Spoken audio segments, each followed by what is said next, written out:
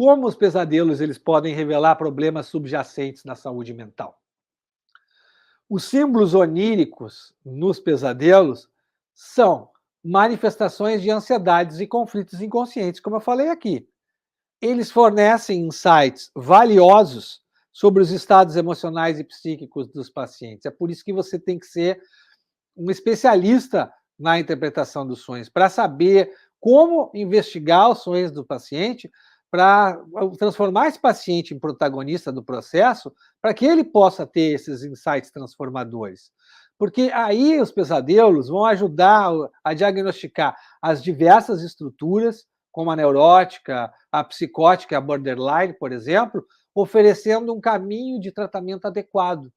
Porque quando você consegue fazer um diagnóstico adequado de cada estrutura, você escolhe o manejo e a técnica mais adequada para trabalhar com esses pacientes. Porque você não vai trabalhar da mesma maneira que você trabalha com um neurótico com um psicótico. São técnicas completamente diferentes, tanto em relação ao sonho como em relação ao manejo completo da sessão.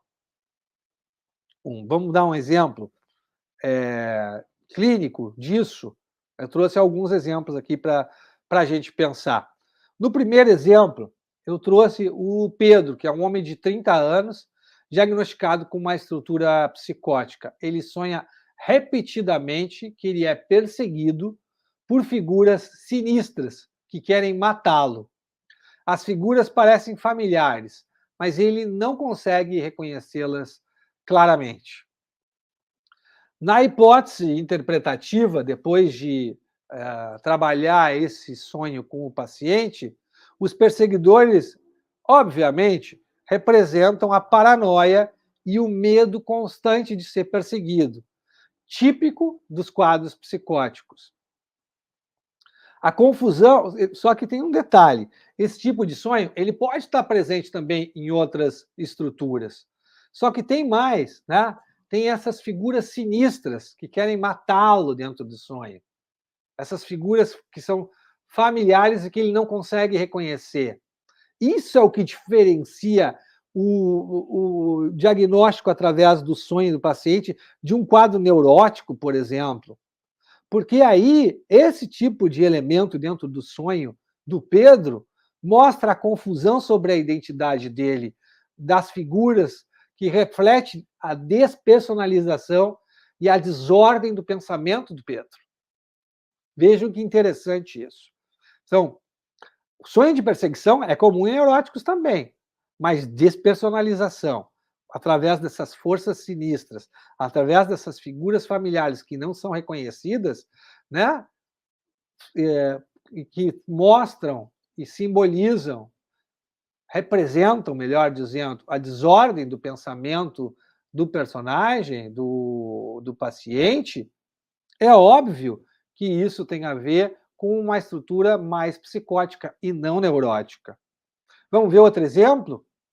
No outro exemplo clínico, tem o Lucas, que é um homem de 45 anos, com uma estrutura perversa agora, e ele sonha que ele está sendo torturado por uma figura dominante, onde ele é passivo. Ele acorda sentindo uma mistura de medo e excitação. Sonhos violentos assim podem estar presentes também em quadros borderlines, em quadros narcísicos. Mas o quadro borderline, por exemplo, teria o elemento do abandono e da separação presente junto à violência do sonho. Aqui não, aqui a gente vê um gozo pela tortura.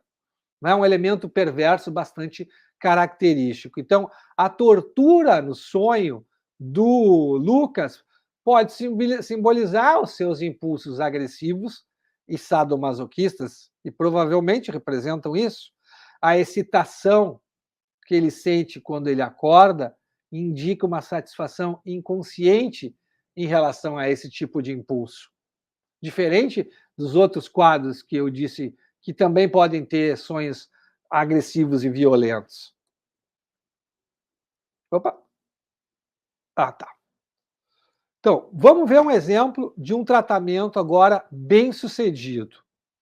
A Mariana, com 38 anos, sofreu um ataque violento e na cidade onde ela morava e começou a ter pesadelos recorrentes sobre esse evento traumático. Ela sonhava repetidamente que estava sendo perseguida por um homem desconhecido, acordava em pânico, com muito medo, todas as noites. E em um de seus sonhos, ela se via em um beco escuro, sem saída, ouvindo passos atrás de si, mas incapaz de correr ou gritar. Imagina ter sonhos seguidos desse tipo toda noite, sonho traumático assim. Como é que foi trabalhado com a Mariana? Foi feita uma reconstrução narrativa do trauma da Mariana. Então a Mariana, aos poucos, ela começou a ver o homem do pesadelo não apenas como uma ameaça, não apenas ao que aconteceu com ela, mas também como uma parte dela que precisava ser entendida e aceita por ela mesma. Uma parte dela que estava dentro dela, internalizada dela, que era um objeto interno dela que ela tinha que reconhecer e aceitar para poder até ressignificar esta parte interna. Então, novos significados para os pesadelos dela foram acontecendo e ela foi transformando essa experiência traumática em uma narrativa muito mais ligada à sobrevivência e à resiliência, né? E muito menos ao trauma e ao à paralisação. Claro que isso leva um tempo e precisa de muito trabalho analítico para acontecer, tá bem? Então, quais foram os resultados que a Mariana teve depois desse intenso trabalho analítico que ela fez junto com o seu analista? Na sua vida pessoal, teve a frequência dos pesadelos diminuiu drasticamente. Aí ela começou a ter realmente, voltou a ter um sono reparador, onde ela conseguia finalmente ter uma noite de sono tranquila, acordar descansada, sem estar com medo de dormir e ter aquele sono e sonho repetitivo, bem perturbador, onde ela vivia o trauma todas as noites, ou quase todas as noites.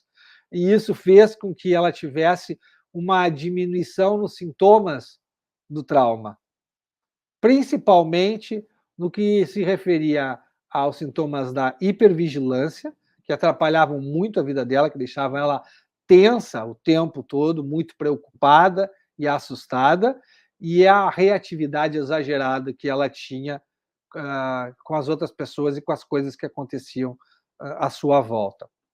Na esfera familiar e social, ela também teve resultados bem significativos, porque daí ela conseguiu estar mais presente, menos ansiosa na família e com amigos. E aí ela pôde participar mais ativamente de eventos familiares, de eventos sociais.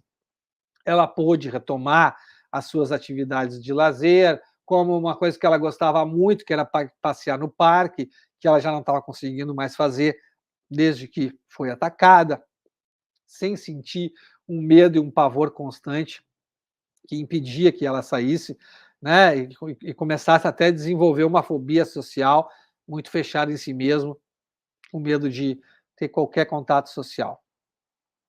E, por último, ela teve também um resultado importante na esfera profissional, porque ela, como ela ficou mais focada e muito menos propensa a falhas, ela conseguiu a promoção que ela queria para um cargo de maior responsabilidade, que era algo que ela estava querendo já há bastante tempo, um cargo com mais responsabilidade, com subalternos sobre a sua responsabilidade, com um salário mais de maior valor e com a função que ela iria executar, porque ela mostrou que estava mais confiável e podia assumir esse tipo de de responsabilidade.